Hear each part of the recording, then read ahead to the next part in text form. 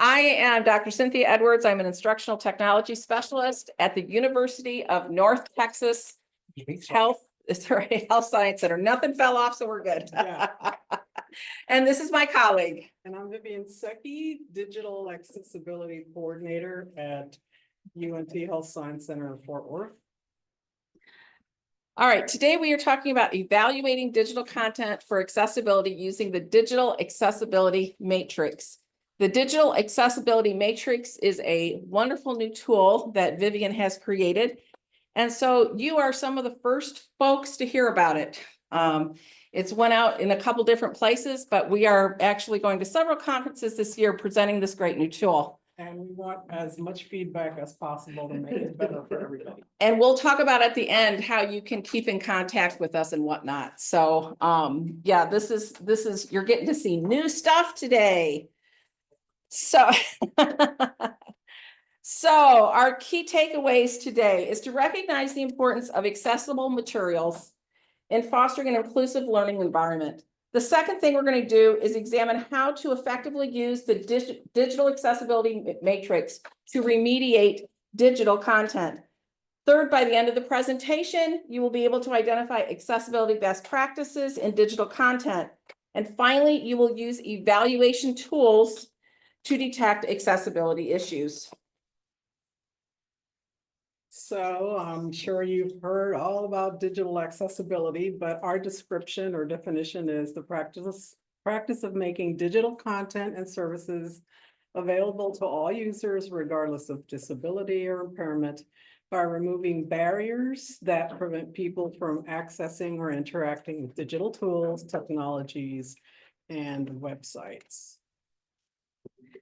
So we're going to approach this from two different areas. The first is universal design for learning. How many have heard about universal design for learning? Okay, most of you, that's great. Okay, so when you think of universal design for learning, can you just blurt out something you think of? And if the folks on chat, feel free to put things in chat. What do you think of when you think universal design for learning? For all. For all, okay. Intuitive? Intuitive, inclusive. What else? Did anyone put anything in chat? Okay. All right. So those are all great answers. Universal design for learning seeks to reduce barriers for all learners through the principles of engagement, representation, and action and expression. Each principle has 3 guidelines with considerations or suggestions for usage. So we're going to look at each category just really quick for those folks that may not be as familiar with UDL. So under engagement, one of the guidelines or suggestions that they give is optimize choice and autonomy. Does anyone have any idea how you would optimize choice and autonomy in a classroom? Anybody guys have any ideas? Okay. All right. Oh, who popped up their hand? Go ahead. Sorry. Well, like having different iterations of your material so that you can adjust it. Okay. What you need. Okay. Things like a dark mode would be an easy one, but. Okay. All right. Great. That's a good answer. If you're assigning, if you're giving an assignment to students, giving them a choice of how they want to do it. So do they want to write a research paper? Would they rather present? Could they create a digital brochure or a flyer, giving them the autonomy of what they've learned to present it in a way that works best for them? That is a great answer. And that's actually the example I was going to give. I taught a general music class to middle schoolers. Okay. So just picture that in your mind. And I had an assignment that was the culmination of a unit, and I gave the students the choice of whether they wanted to write their final presentation or present. And the majority of them chose present because they all thought that was easier. But there was one particular student that chose to write, and I had no clue that this student was such a phenomenal writer. And that's a perfect example. Now, if he had presented, I have no clue what his presentation would have been like, but he wrote a phenomenal paper that really culminated what we had just studied. But if I hadn't given him that choice, he would have never had that opportunity to, that's really the way he enjoyed expressing himself. So that's a great examples, both were great examples of optimized choice and autonomy, and really the list can be endless. Let's look at representation really quick. Clarify vocabulary, symbols, and language structures.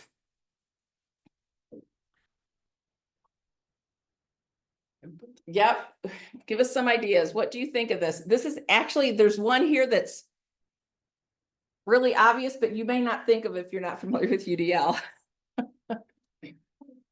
Would be using like plain language, making sure that everyone can understand, or using the symbols and the language that is relative to what's being presented, so everyone can understand. Yes, that is a possibility of how this could be used.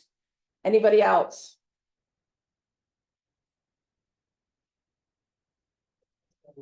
Making connections to prior knowledge.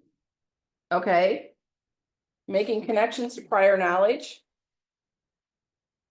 Anybody mention anything in chat? Yeah, somebody say give options of topics and link words to definitions. Okay. All right, what about captions? Oh. Yeah, if you're not familiar with UDL, you wouldn't immediately think of that, but this is where we get captioning connected to UDL. All right. Now, let's look at action and expression. Vary and honor the methods for response, navigation, and movement. Who has ideas how you could utilize this in your classroom? Think of response, navigation, and movement. Okay, I'll give you one here. So think of all the things you have your students do on the computer. They're usually working with a what? Mouse. Can all students work with a mouse? No. No. So under this one, varying and honor the methods for response, navigation, and movement. Whatever activity you have those students doing, they need to be able to do it just on the keyboard as well as do it with the mouse. Now, we have only touched on 3 different things. We do have UDL linked in our resources at the end of this presentation. If you want to explore it further, I would suggest you go to the UDL guidelines. They actually have suggestions for all of these. And again, the suggestions aren't ground in stone. You can take that and say, okay, what does this mean in my classroom, and apply it to what you're doing in the classroom. We'll be talking about this a little bit more as well. All right, the second thing is the Agile framework or Agile methodology. Has anyone heard of Agile before? Oh, a lot of you. This is great. Okay, so basically what happened was over 20 years ago, a group got together and their idea was they wanted to really streamline and make a more efficient process for software development. And that became the Agile Manifesto. But that Agile Manifesto has now blossomed, and it's really being used in every area of the workplace, the professional world, and within education. So the essence of the Agile framework is flexibility and embracing change. Well, what does that mean for accessibility? So we've taken those at that Agile Manifesto and its principles and adapted them to accessibility. So when you have the Agile principles of that flexibility, being willing to change, and applying that to accessibility, we will prioritize the diversity of all learners. And you can see how that connects with the UDL. We focus on delivering meaningful and equitable solutions for all learners through collaboration with all stakeholders, educators, and learners. Remember the engagement principle we mentioned earlier about optimizing choice and autonomy. Well, when you prioritize diverse learners through collaboration with all stakeholders, meaningful and equitable learning results through optimizing choice and autonomy for the student and providing a flexible learning environment rather than a standardized one-size-fits-all learning environment. So now we're going to take a deeper look at how agile principles and UDL go hand in hand.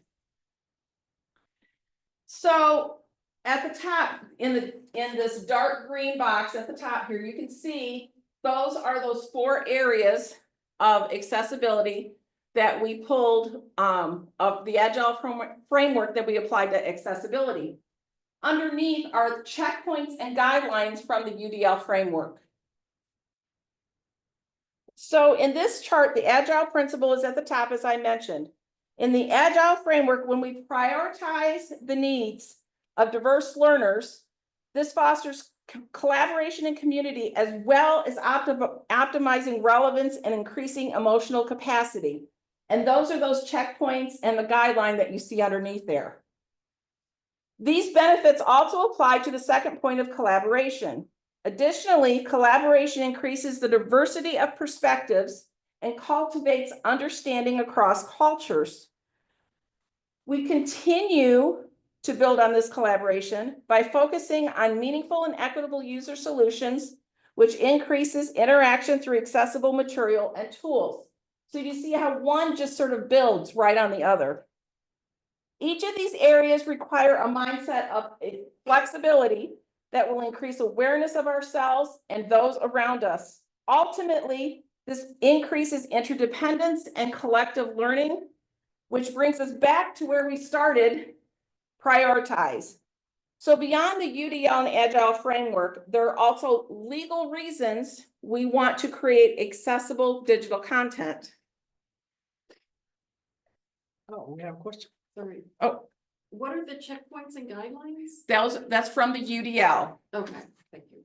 So if you want to, okay, I'll be honest, when I was developing the chart, I just couldn't get all the words in there. So if you want to explore each of those points a little more, we have the UDL guideline link at the end of our presentation, and you can go there and see how those all correlate with each other. So of course, most of you have heard about the update to Title II of the ADA. The final ruling was published in April of last year, and that was meant to strengthen accessibility of web content and mobile applications. There is a deadline to comply with these requirements next year, April 2026. There is more information about the requirements. I put in a link here at the bottom of this slide, which is the fact sheet on Title II ruling. Because there is a little bit more information depending on the size of your organization. You know, we're part of UNT system, University of North Texas system. So collectively, we definitely serve more than 50,000 students. So we fall under this deadline. So at our university system, we created a task force to make sure that we're on track to meet this Title II requirement in April. All right, so next.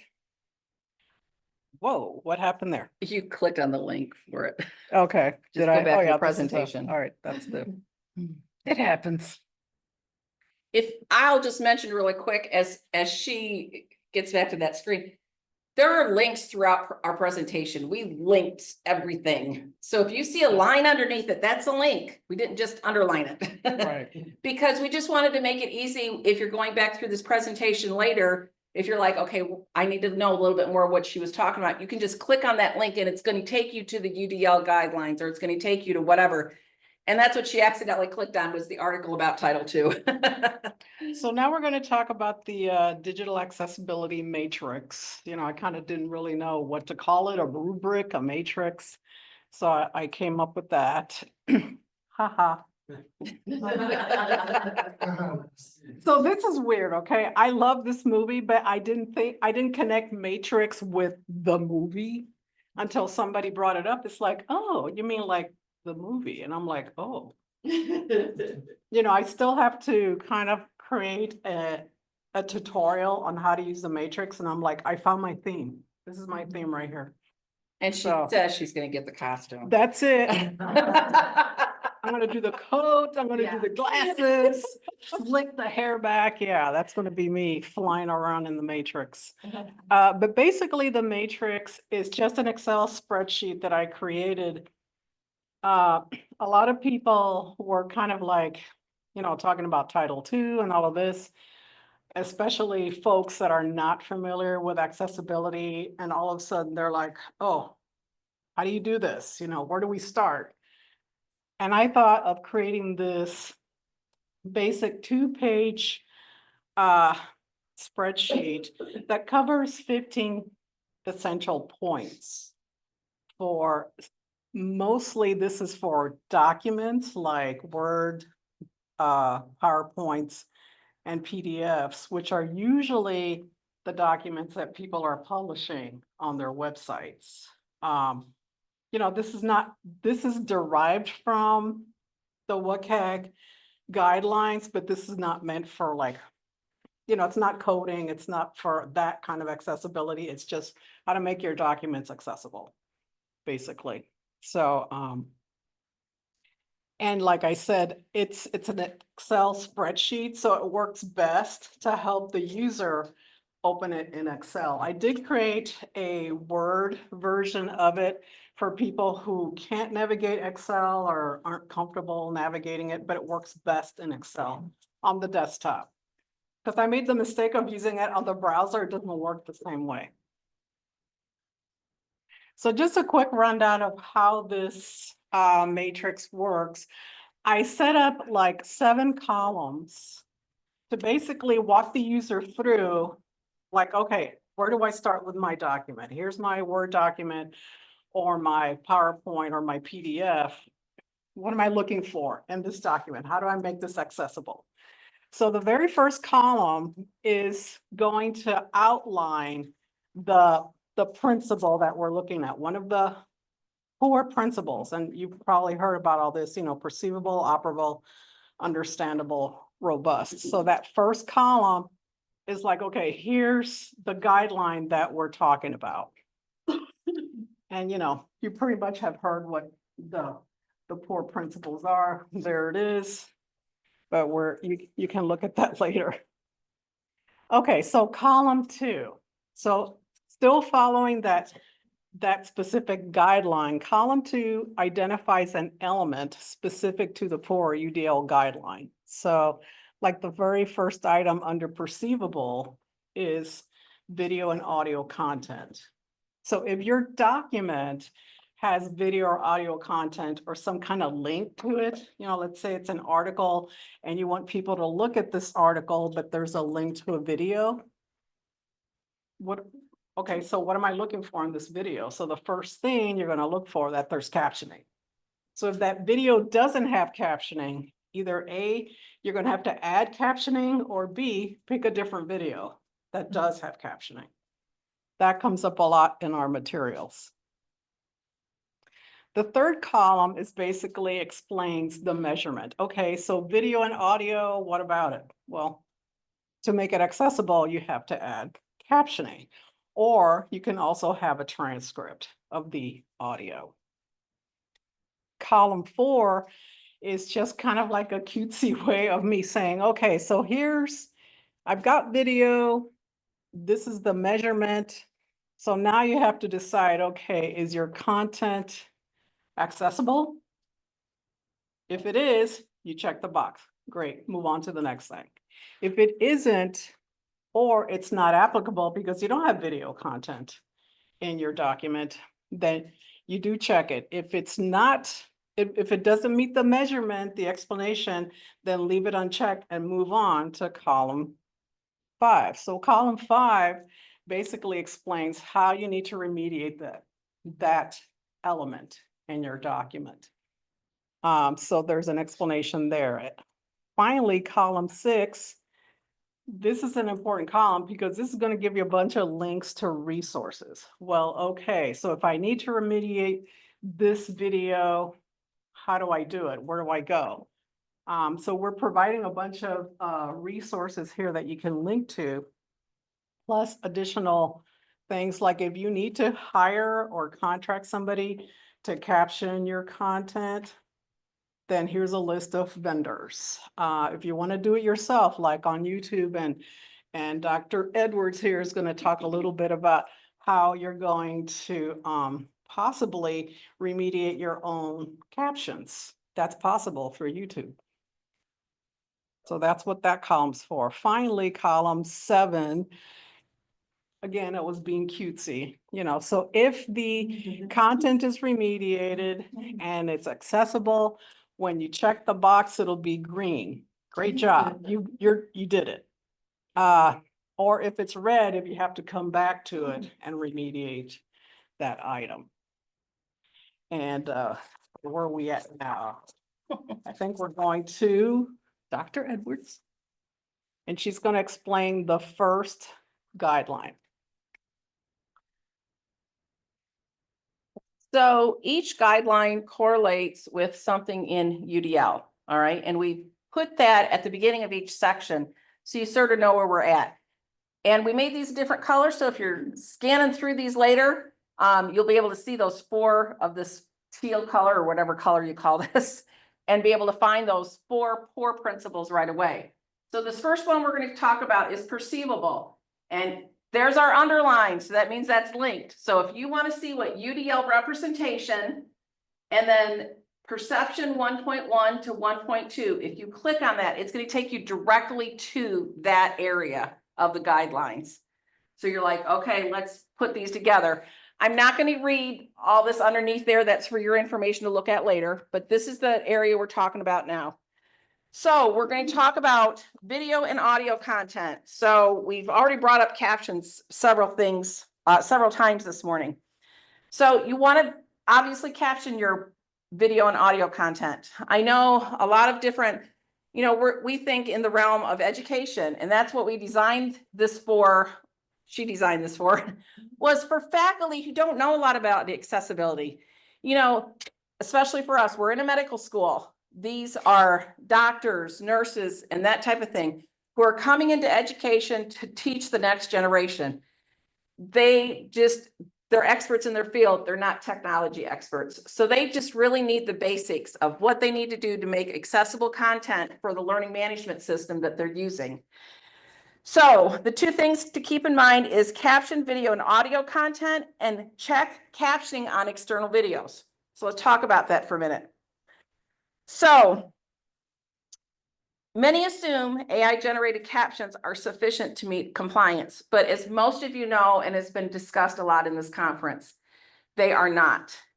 A lot of people use those AI generated YouTube videos because they don't know to use anything else but YouTube for their videos to share with their class. This is what I do. I also adjunct at a community college.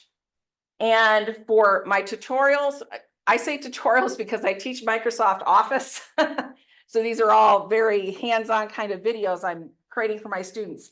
I write a script first. And number 1, that does 2 things. It gives me my captions to upload after I've created the video. Number 2, it makes sure that I cover everything, that I don't forget something. So then I create my video. After I create my video, instead of just letting the YouTube do its thing, I upload the script and it will match it up. Now, there is 9 times, I always proof it. It does not mean it's going to be perfect because sometimes YouTube does goof it up just a little bit. But the amount of editing I have to do when I've written a script is tremendously less than if I try to edit the AI generated captions through YouTube, because they make no sentence breaks. Generally, there's little, if any, capitalization. So it's like one run-on sentence for however long your video is. All right, they're absolutely awful. So sorry, YouTube. But I mean, they are. You would think for such a big company, they would work at making them a little bit better. But that is how I use YouTube. And it's an easy way to share my videos with my students, okay? Another thing I'm going to mention, everybody can have a YouTube channel.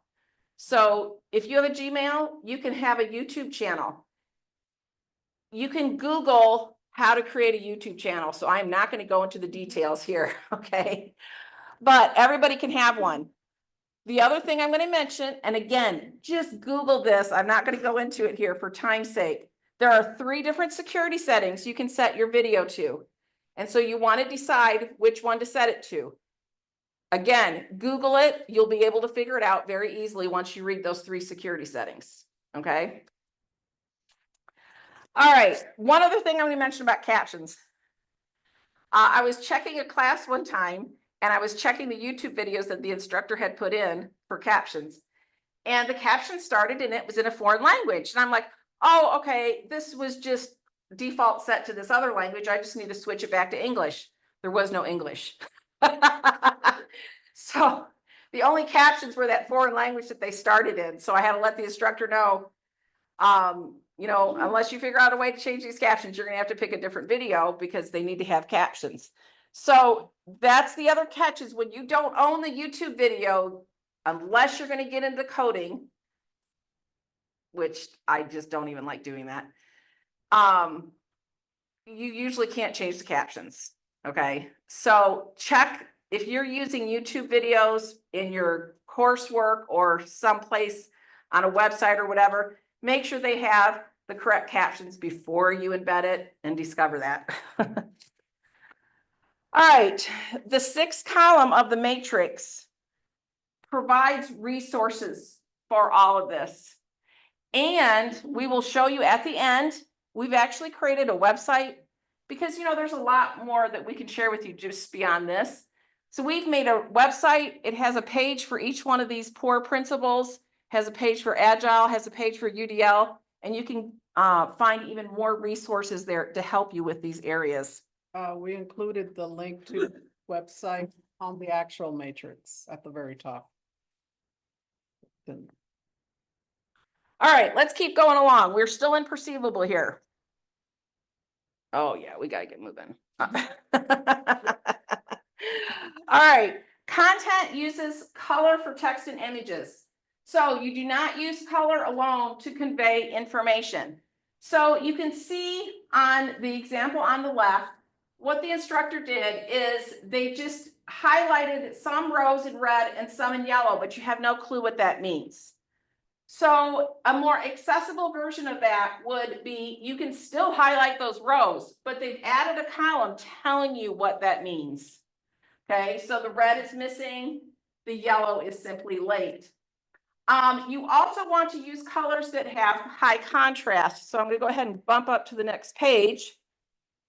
So this is a great example of commonly used colors that may or may not be accessible. So yellow on black, you can see that the font pops out very well. But this one actually fails the AA standard.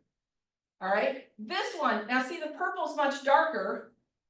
So in either version, it pops, it passes the AA. This one, how often have we seen red and green together during the holidays at Christmas time? And do you also know that red and green are some of the hardest colors for colorblind folks? So it fails the AA. So you want to use, I mean, obviously the best scenario is black and white, okay? But if you want to use that color, you want the highest contrast possible. I mean, the black, honestly, I'm not crazy about the black on yellow. I would still stick with black on white, but you just need that high contrast. I'm going to give a quick example of the issue with using the color alone. I was actually in a faculty staff meeting sometime in the last couple of years, and there was a gentleman presenting, and he had a chart up on the screen similar to what I had in a couple slides ago with the red and the yellow. And he was talking about green and gray rows. And he was saying, well, if you see the green rows say this, and the gray rows show this. And someone in the audience, one of the faculty members, raised their hand and said, can you please tell me a little bit more, because I'm colorblind and I have no clue what you're talking about. So, you know, this just isn't for, you know, we think of providing accessible content for our students. This is also for adults. So many people are colorblind, you would never know it if they didn't say anything, because most colorblind folks don't request any type of accommodation. Beyond that, faculty and staff that may be colorblind, you know, obviously there's not an accommodation process there. So you just need to be considerate of those folks that you are presenting to, because you just don't know who's going to be in your audience. And we do have resources here. These are really cool. These, you should explore these later. You can test your color contrast and it will tell you if it's good or not. Some of these links, you have to just sort of explore each one. Some of them actually will let you adjust it right there to get to a color that actually meets accessibility guidelines. Some just say pass or fail, but some will actually let you adjust the color. Okay, text in an image should be readable with a screen reader, if not add a caption. So it can either be captioned if you're working with a video, or put something, the caption underneath if you're just working on a web page. Also, for magnification, text should reflow or wrap to automatically fit the screen. So what are we talking about when we say reflow? How many have been on their tablet or their mobile device? They go to a website and half the page is cut off.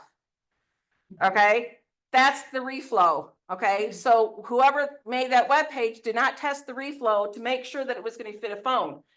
Many web creation apps, and also if you're thinking LMSs like Canvas, Brightspace, and whatnot, they have preview buttons where you can click, like it's a little laptop picture, so you can see how it's going to look on a regular computer screen. You have a little tablet picture, so then it'll adjust and you might see where it's going to cut off.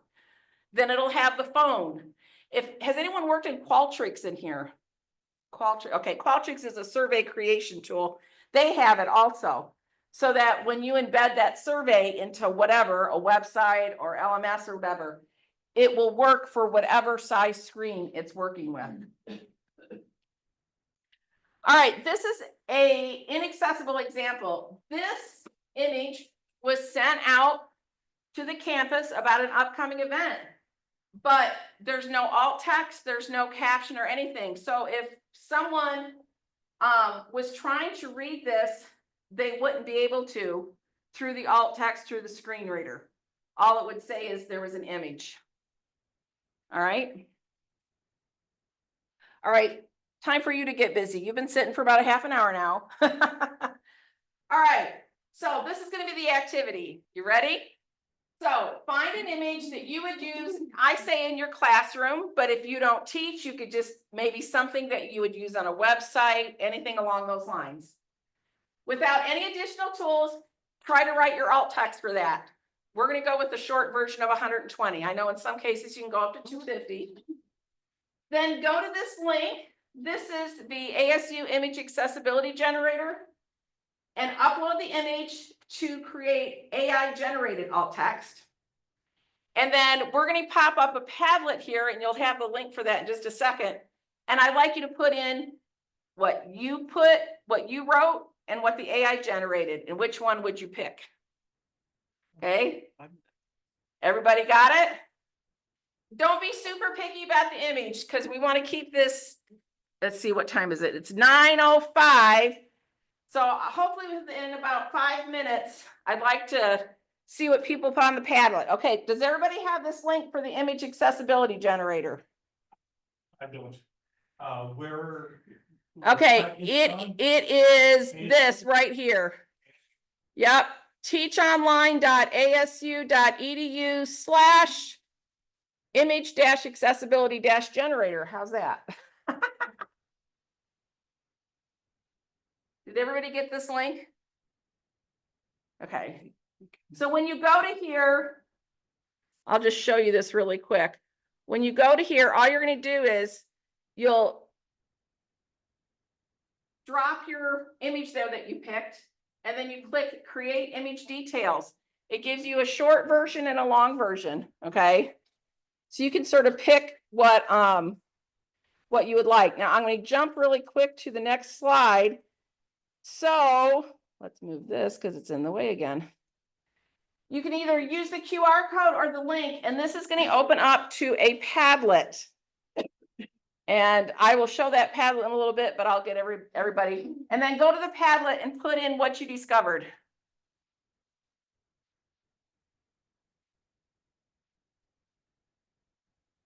All right, does anybody have any more that they're popping in? Okay, we'll go ahead and pop it. Again, just looking at these really quick, this one, oh, well, pop away, the Blue Shield one, they were very, very similar. But I don't know if I can- oh, I can just scroll it down. What I was gonna point out about this one is they're very, very similar. So this was very similar.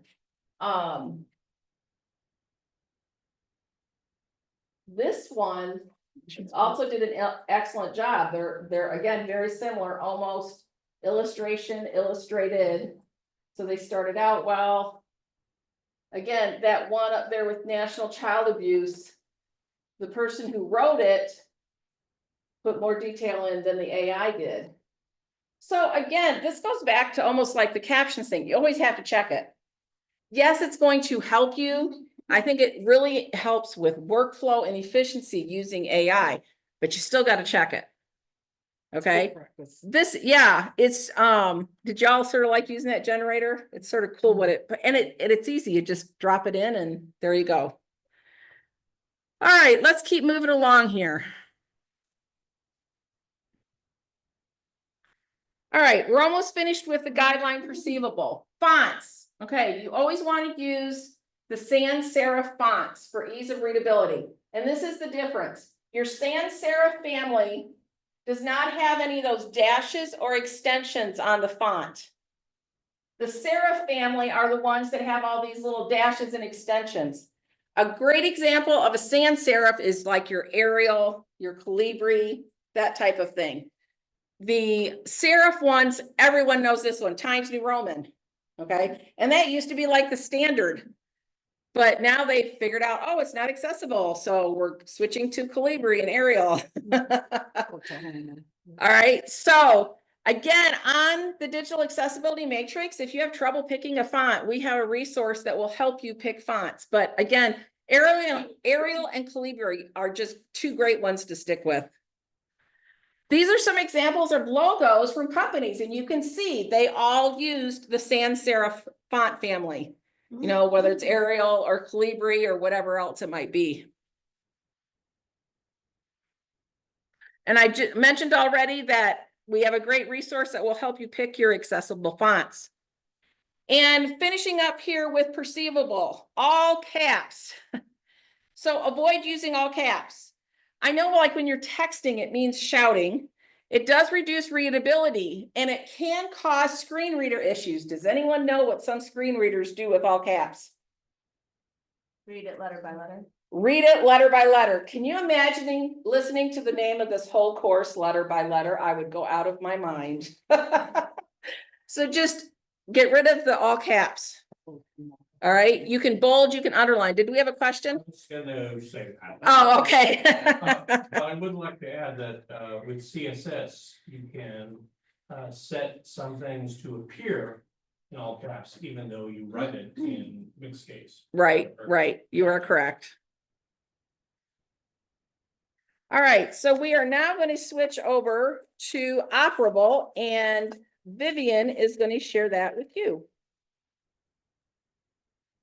So operable covers the different methods of response and navigation and movement so that users can interact with the content and environment effectively and without barriers. So the first one we're going to cover is your content navigable or selectable? So this means if you're working with tests, surveys, quizzes, and the like, you have to be able to navigate that content with the keyboard. And the keyboard, that means your arrow keys, your tab keys, your space key, and your enter key, so that you can actually navigate and select items on your document. So use of radio buttons, checkboxes, and fillable fields is one way that you can incorporate navigability or selectability in your document. I know that a lot of times when we get documents from faculty, they use different activities, and I'm going to show you an example right here. They love to use the drag and drop box activities. The problem with drag and drop activities is that you have to use the mouse and drag the box, and that's a problem for people who can't use the mouse. So that would be, so this is a great activity if you're in medical school, you're basically moving the box and put it under the right category. So the one on the right is basically a different way to present the same information, So instead, I numbered the information inside the box and then gave the option, since there's only 2 categories, then each one would have the category, you just check the right category. So this is a lot more accessible. Okay, another operable is headings and subheadings.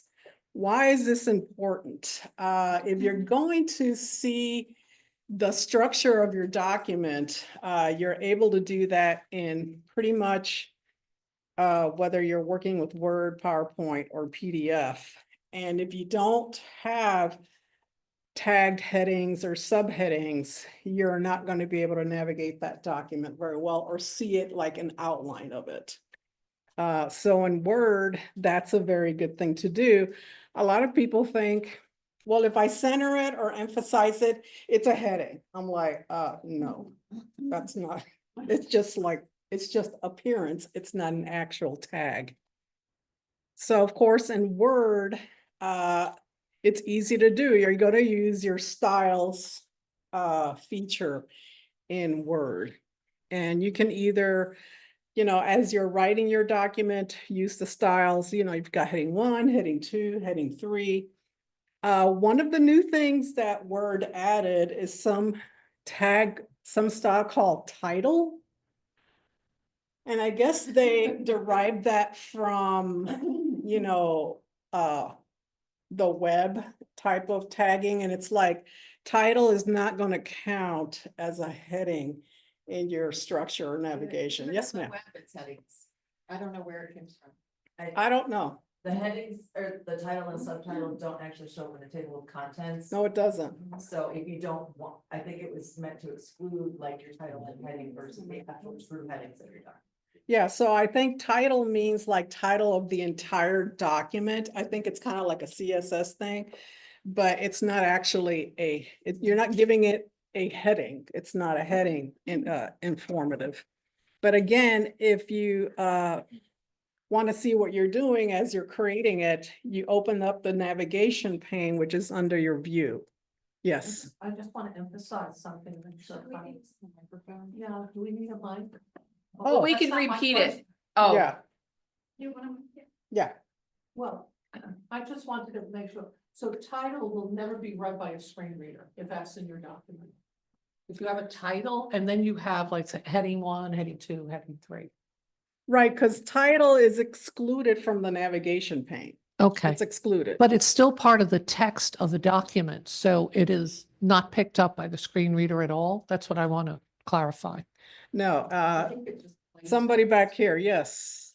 All right, with HTML, there's one title, and that appears in head, in the, between the title tags. It's like metadata, right? Part of the metadata. And now in Word, it appears twice. There are 2 different titles. There's the title, and I was saying that in HTML, there's one title, it's in the head. In Word, there are 2 titles. One is the title that you physically put on top. And then there's the title in the metadata. And those are 2 separate titles, They have 2 different purposes, 2 correct? different purposes. Yeah, And the one in the metadata, I believe it will appear on top outside of the window for the document, and it will be announced when you first open up the document.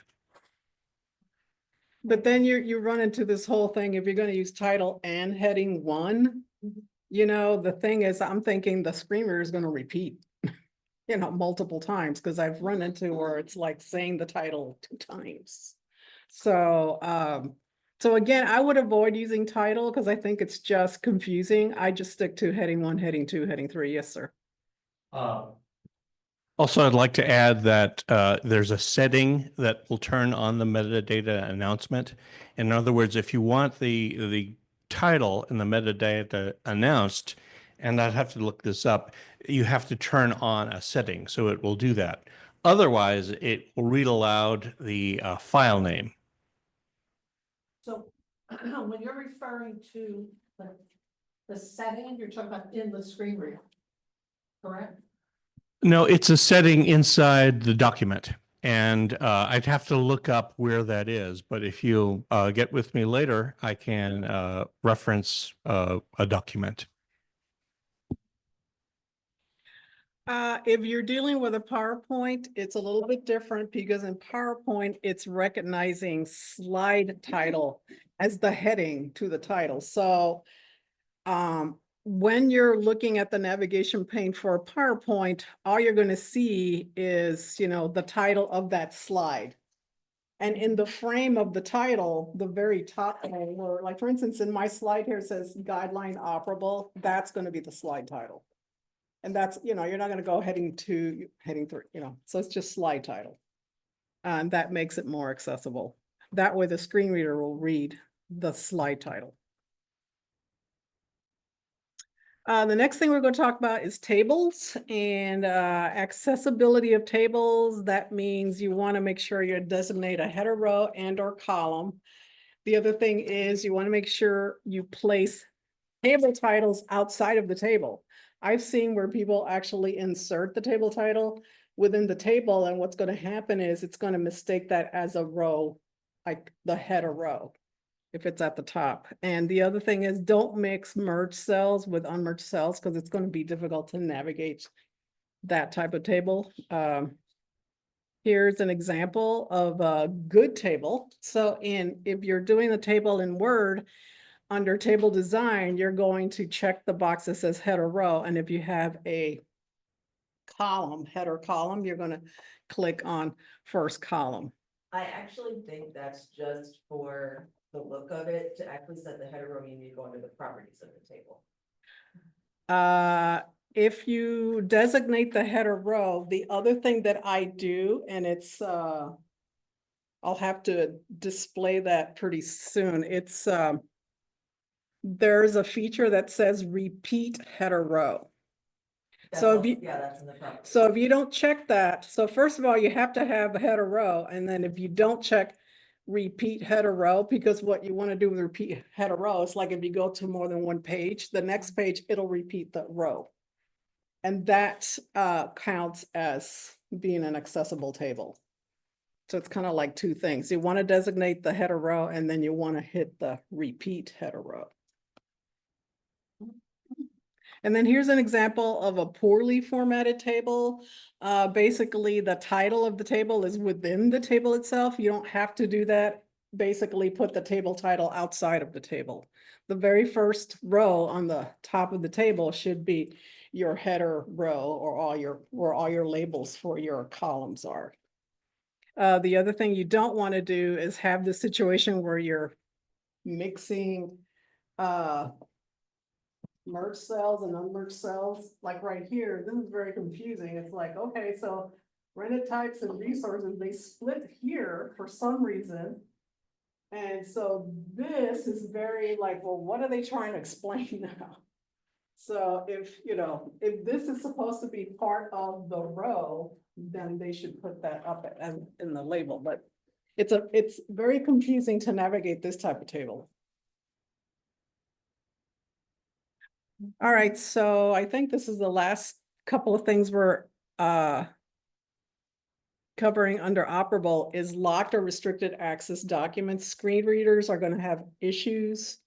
They're not going to be accessible with a screen reader because basically it's treating it like an image. Same thing, if your document is an image, a lot of people like scan, oh, I need to do a quick scan of this article. Well, if they didn't take the time to OCR that and check it, it's not going to be readable with a screen reader. The other thing is I try to tell people, well, avoid images of anything that's text-based, especially if it's something that students have to read. The best thing you want to do is source your material in an accessible format. Otherwise, that means, either I or somebody's going to have to scan an OCR, and that takes time and, effort because then you have to prove what you just scanned an OCR. So you want to avoid that. Okay, next. All right, we're going into understandable, and this goes along with UDL representation, language and symbols 2.1 through 2.5, which are listed there, and you can read more thoroughly later. Okay, first of all, we're going to talk about URLs and hyperlinks. So use meaningful text or labels. So, I mean, I'm sure we've all seen somewhere in digital content, someone that's just pasted in the whole link, the HTTPS, www dot, blah, blah, blah. But again, screen readers have trouble with those. So this would be the incorrect format. Go to, there it is, pasted in for all course content. This would be the correct way to do it. All course content is available on HSC Canvas, and it has that same link there. You want to leave in the underline. I know it's sort of gotten to be a popular thing to remove the underline of links and just, well, it's blue, so you can see it's blue and it's a link. But if you're colorblind, that's a problem. So, or can be a problem. So please leave the line underneath your links. Can also help for low vision. Yes, true. How did I do that? Okay. See, I told you we had all these links in the slides, and if we don't watch where our mouse is, we end up opening one of those links. All right, this is super easy to do. This is something I teach my kids in my Microsoft Office class. I say to them, in Office, there's at least 2 ways to do everything. Okay, so I suggest that you highlight your words first. That's the quickest way to do it. And then you can click insert, you'll see link, and the text you highlighted is going to pop up here. And then you just paste your link in there and click OK, and you're all set to go. Now, the other way to do it is highlight your text and just right click on your mouse if you're using your mouse, and link will show up in your options. And then this same box will pop up. Your text will show here. You paste it in there and click OK. So though it's super easy to do, the amount of time it adds to the time you're designing whatever you're designing at the time is exceptionally minimal. All right, we're going to talk a little bit about language that you use when you're working on digital content. So first, something frequently overlooked is considering the language appropriate for your audience. Okay, so you really need to know the audience. You need to know your audience by using plain language and avoiding jargon. And that sort of came up a little bit earlier when we talked about UDL. And avoid technical terms that they may not know. Now, the exception could be, of course, if you're teaching a class, you're teaching intro to pharmacology or something. Okay, again, I think in medical terms, since I work at a medical school, you're teaching students, they're not going to know all those terms, but you understand the purpose of the class is to teach them. You also want to consider the context in which you're speaking and avoid language that may offend others. Again, that's knowing your audience. When possible, seek feedback on your speech or other communication. And this goes along, this sort of almost brings in emails. Frequently, when I have important emails that I do not do this with every email, but when I have important emails, I'll have someone proof it and say, this is what I'm doing. So I'm giving them the context. This is what I'm trying to say. Do you think this email portrays that? Because again, with digital content, you don't see emotion, you don't see body language, you don't see facial expression. Okay, so those are all things to consider. we have an app, and I actually think I'm gonna skip using the Hemingway app because we're a little bit behind on time. It's on the it's on the matrix. It's on the Matrix. It's called the Hemingway app. This app is really cool. So just open it in your web browser and it will tell you the grade level of, you can paste in any text that you want. It'll tell you the grade level. It'll tell you if you have hard to understand sentences. It tells you if the sentence, it'll say the sentence is like medium difficult. It's like a middle of the line kind. But then you can look at that and say, well, for what I'm doing, I want it this way. But you may say, oh, well, no, I guess I do need to change that sentence. So it's a great AI generated way to see if your content is fitting with the context in which you are speaking. You can also just jump to ChatGPT and ask them. However, the cool thing about Hemingway, it sort of uses a little bit of color coding. It gives you those levels. ChatGPT, you'd have to put all that into the prompt. You know, say, what grade level? Do I have any run-on sentences? Do I have any difficulty? You know, you'd have to put all that in the prompt. Hemingway does all that for you. I did it. Oh, sorry. There we go. Okay. All right, let's talk about images, graphs, and charts. They need descriptions. You either need to put it in the surrounding text, for instance, on a PowerPoint slide, giving a class lecture, you have a chart, put it in the side, or in the captioned audio. Maybe you're teaching an online class, so this is a video lecture. So if it's in the captioned audio, that would also work, or alternative text. All right. Of course, we do have the option of marking something as decorative. However, please don't mark it as if decorative, it's not decorative. We've had teachers where we told them, well, you haven't put an alt text on any of your images. And they went through, and this was a medical lecture with images, you know, medical related images, and they just marked them all decorative, saying, okay, I'm done. And we're like, So, you missed the point entirely. right, so basically decorative, when you have that option, we're talking about, you know, lines, icons, things that don't really need explanation because it just makes the thing look nice or something. A good example in on a course, like in your Canvas LMS, say you want to just put, okay, I don't know why I go to Intro to Pharmacology all the time, but say it's just, you know, a picture of a pharmacist or something. Okay, so it's just there to make the homepage look pretty. You can mark that decorative. It has no educational purpose to the class. It's just there to enhance that homepage. All right, here's a couple of examples of charts. So there's a couple problems with the one on the left. First of all, it just has the percentages in the different sections of the pie chart.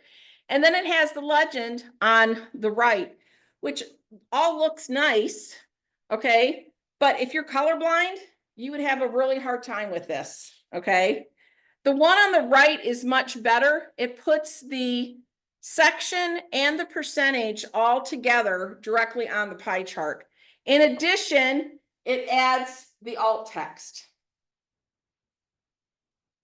If, for instance, if this pie chart were like, if it had like 20 different sections, there's no way you're going to be able to insert all the information on the pie chart. You could use numbers. So your legend could say, you know, 1 apricot, 8%, you know, so on. And then the number 1 could go in the pie chart as your legend.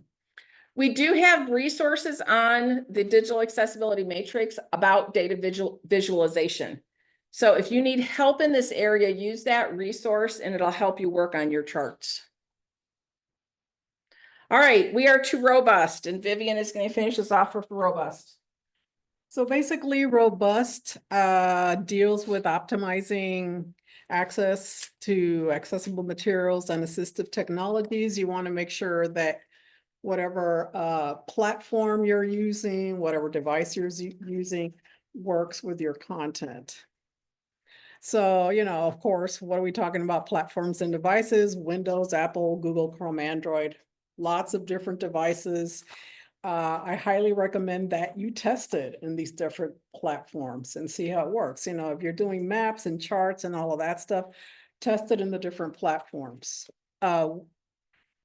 And then the other thing is, if you're going to test with assistive technology, of course, my go-to assistive technology is a screen reader, because that'll usually tell me, and of course, test it with a keyboard. You know, can you navigate the content with your keyboard? Again, we have lots of different links in the matrix where you can test this, and you can, you know, if you want to know more about the different features from the Microsoft Office products, the Google products, I've got a list of where to get all that information on features. And again, there it is on the matrix. Okay, so the other thing you want to make sure, like essentially whatever platform you're using, I know that I use Microsoft Office products a lot. I want to make sure that I have the most updated version, because they do update a lot of the features, and you might be missing out on some good feature that they just updated. Like for instance, all of these have accessibility checkers now. They're built in, and I noticed that they keep updating those, which is good. Sometimes it's bad because they take away things that I liked. I'm like, slap. But make sure that your Microsoft Office products are up to date by checking that. And so now we're going to talk about the check accessibility feature under the review tab. So basically, it's a really good tool. It's built in. You don't have to, you know, buy anything separate. We use Canvas LMS at our university, and there's different LTIs, different programs you can buy for accessibility within Canvas. But like, for instance, this is the first place to go. If you're creating a Microsoft Word or PowerPoint or Excel, use the built-in accessibility feature, because that starts the whole process of getting you there. And what the feature does, Accessibility Checker creates, it checks your document, and it checks color contrast. It checks, you know, if you've got missing alt text, if you've got missing audio or video subtitles or captions. It'll check your tables, you know, do the tables have headers? So it does a lot of really good things to help you get that document on its way. The primary issues to remediate will be listed in that accessibility pane. When you're working with Acrobat or PDF documents, if you've got Acrobat, Acrobat does have a built-in accessibility tool, so make sure you use that. The main two things that I notice on most of my PDFs is it's missing tags. So nothing's tagged, nothing's labeled as a heading, as a table, it's completely blank. The other thing is, of course, if it's blank, it doesn't even have any alternate text, because if it isn't labeled with figure, then you don't have any text included. So the auto tag feature in Acrobat will put in the tags, you know, the AI, you know, detects where it thinks the tag should go, and it'll put them in. You can actually, what I do is I start with the auto tag, and then if I see that I need to modify something, you can modify that right in the document. But at least I don't have to put them in there from scratch. It does it for me. And then the final thing is, if it's got figures, there's a feature where you can set alternate text. It detects the list of figures with no description. So you can choose to put a description right in the document, right in this feature, or you can mark it as decorative, because it'll detect everything. You know, if there's a line in there and it thinks it's an image, it'll put it in there, but you can ignore that. All right, so the last couple of things is, again, I was just mentioning that we use Canvas LMS, and within an LMS, we can add different programs that work with it. So we use Ally, which is from Anthology, and we also use UDoIt. That's, I think, originally from it's from City Labs, but originally created by the I think Florida University. University. It's part of City Yeah. Labs. Right, so now City Labs owns it. They took it over. And then Design Plus is another program, and it has its own accessibility checker. So, you know, with all these things, all our stuff should be accessible, right? But some, you know, because these tools, what they do is they score the accessibility. It's giving you an accessibility score. So for our course, it'll look at all the documents and all the HTML pages and everything, and it'll give it a score and say, well, you know, this one's at 60%. Well, you want to investigate, well, why is it at 60%? So it'll give you a list of all the documents and all the HTML pages and say, what's wrong? What's happening in there?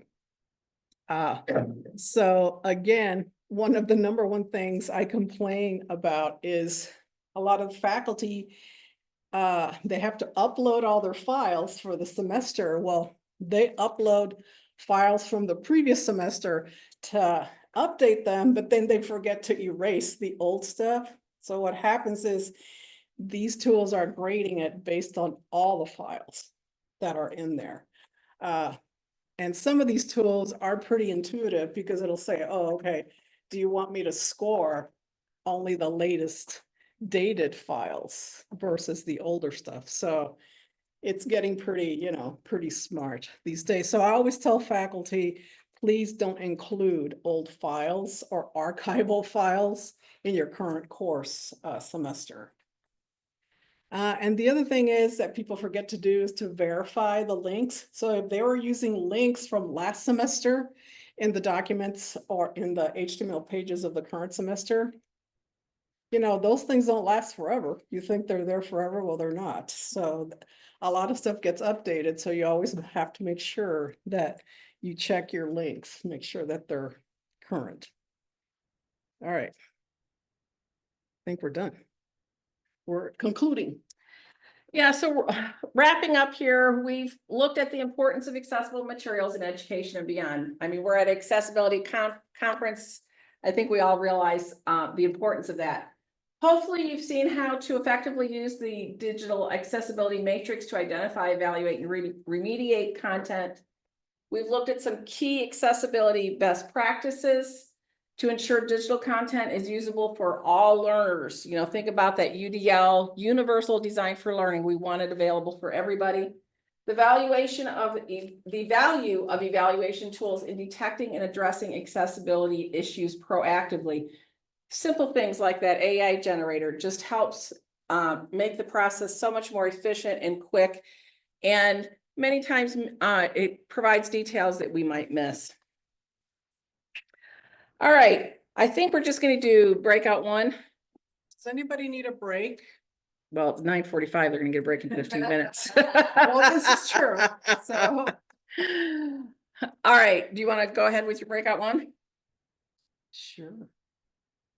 All right, so I have a folder here on this slide, and what I'm going to do is I'm going to click on that folder, and this is a Google Drive folder, and there are 5 documents in this folder. Are we going to break people up into So groups? this is document 1, document 2, document 3, document 4, document 5. Yeah. That makes it So the easy. people in the rows, the people in the rows here.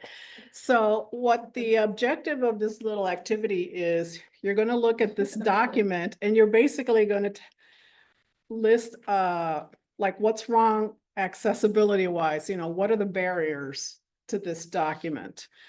So you have to be able to open up the document, look at it, and then basically read the instructions and say, well, what's wrong with this document? What barriers are we going to come across? And then we're going to, at the end of the activity, we're going to ask each group to list at least 2 barriers for that If document. someone wants to jump over to 2.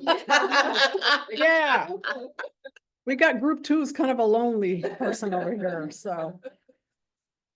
Or- There's a lot of us. Okay. So All right. we have, we're getting toward the end and we have a few more things to share as far as resources and whatnot. We want to give a few minutes for Q&A. So go ahead and download your document and look at it. We'll just give you a few minutes for that. And then we'll go around and see what accessible issues you found. And then I'll show you how I would have remediated that document to make it more accessible. Yes, ma'am. It's okay to format the text. All right, is Making sure it group wasn't- one ready? Heading. Group one, what are two barriers you found? We just got it open. Okay, we're gonna come back to you. All right. Group two, I know you were eager beavers. I heard you had at least four. All right, group two. Pick your best two, pick your best two. Okay, No alt text for the image Okay, and split cells at a table. split cells in a table, yes. and It's a- it's a form, so should it even be a table? Oh, really? Okay. She made the documents. I don't know what they look like. So, All right. so this is a cookie order form that they're analyzing. And so now we're going to go to what I did to it to make it a nicer accessible form. All right. So yes, originally this did not, so it's got an image at the top, so I did add alt text over here, so under picture format. Oh, I need to move that out of the way. I should have made that a key. So I added an alt text to the image there, under the alt text in picture format in Word. All right, so Made cookie that a header, made that right, so what, that should be a heading what? one. Heading one, that's correct.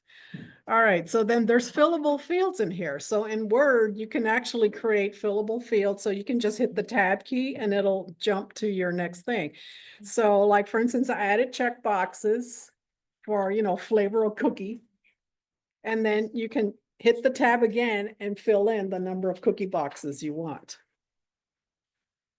Now, I didn't turn on my screen reader, but it'll work. And then at the bottom, how did you hear about us? So we made it more friendly by creating little fillable fields, because before it was just like a table and you just like jump around to see, it didn't have enough options in there. All right, thank you. Group three, Yep, so we noticed it's dragging and dropping, which would not be. Right, so this was a drag and drop activity. I'm showing the after. Oh, So what else did you,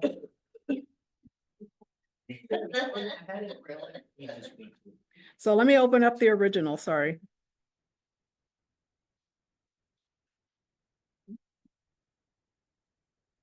All right, so here's what the original looked like. So the original, just basically, this was a drag and drop activity. They're supposed to drag the name of the shape under the actual shape. so that was the first thing you said, and then what was the second thing? We noticed there was no heading structure, on the document at all. Okay, And then also the alt text is AI generated and it doesn't describe, it would need to describe the number of sides of the shapes at least to help somebody identify. what Right, it is if they couldn't exactly. see it. What shape are we looking at here? So, Boy. so part of what I did is I did actually put in, so here's a triangle and underneath it, I said 3 sides. To explain, it's like, well, what kind of shape is this? So I did it all there. I put all the number of sides. And then underneath, I also did a fillable field, but this one happens to be a drop down. So that way I have all the names and they have to choose which is the right one. So I listed the names of the shapes at the top, but also under this drop down box. Okay, group four. Very good. Yep, that's you guys. We had a table, sorry. And we noticed that there are no, column headers, so nothing's labeled, like all the people. Or like, if you're looking at it, it just says like Gina, and it doesn't say anything about what squirrels or rabbits. There's no headers, Yeah. right? And we also noticed that there were merged cells, so like the first row and the last row, there's no spot for like times, whatever those times means, we can't have it. Right, so then, all right, so to improve that table, we want to, of course, add table header. The other thing was that the actual name of the table was embedded in the table. So I took it out of the table. The other thing that might be helpful to some users is to create rows of different colors so that they can follow along, because if they are all white, maybe some folks might have trouble following the tables. Very good. Okay, last group over there, then we're gonna jump back to you guys. And 6 things. Okay, pick your top couple. No tags in the PDF. Alright. There's no alt text in the image. Some of the information on the top is centered, which is for alignment. The use of a small serif for the font, which is really hard to do for somebody with vision. I would also, because it's an article and it's very long, I would have broken up that text with some more landmarks to help people who are navigating as they're scrolling. But I will say the readability is good with a grade 5 from the Hemingway editor, so that's. Oh, wow.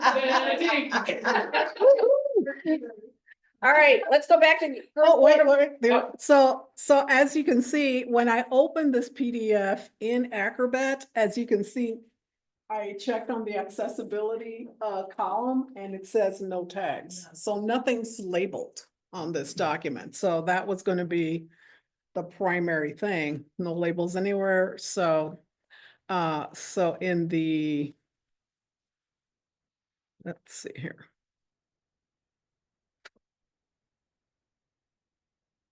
So yeah, then on the newer one, what I did is I ran the auto tag feature and then it labeled everything. So it added all your heading 1s, your heading 2s, your figure, and you could, once you get the figure, then you can add your alt text in there. All right, group one.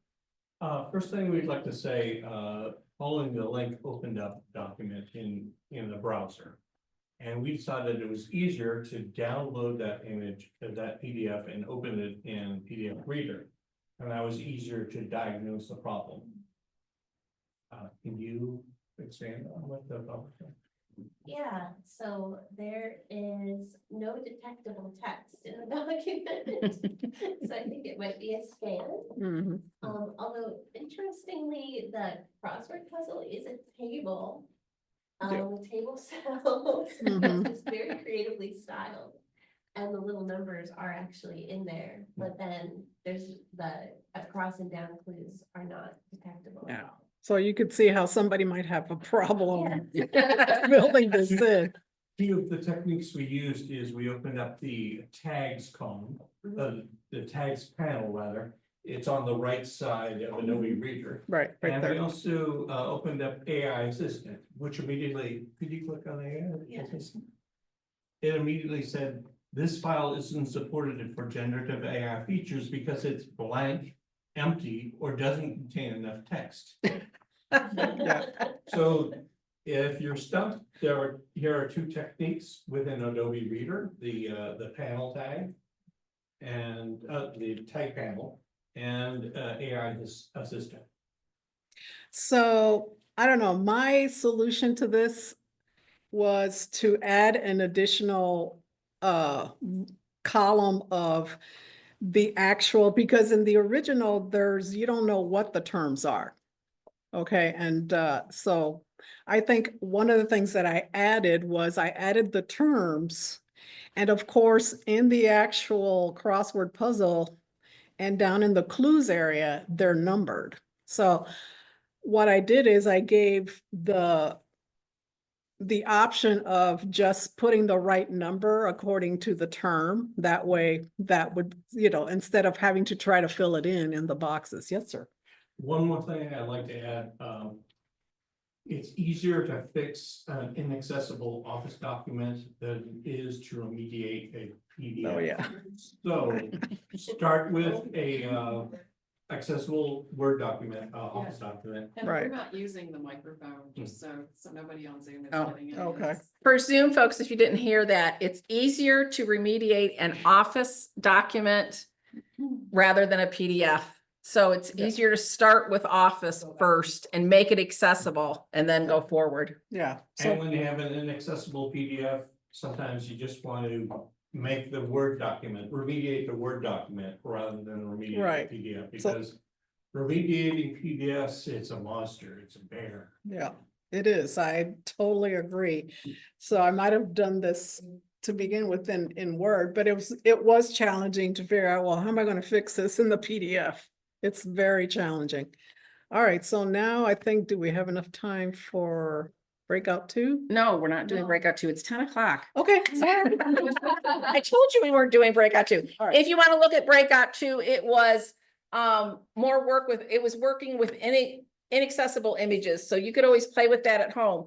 Our resource slide is at the end, and please fill out the evaluation for this session. We do listen to what you say. Also, if you'd like to keep up with what we're doing, on the Matrix website, which is on our resource slide, the link is on the resource slide. We have a form that if you want to keep up with what we're doing, just please fill out that form, and periodically, this is the Digital Accessibility Matrix website. And here's the matrix. You have all your resources. Please go fill out that form, and we'll be sure to keep you up to date because we do update things periodically. Thank you all very, very, very, very much. Thank you.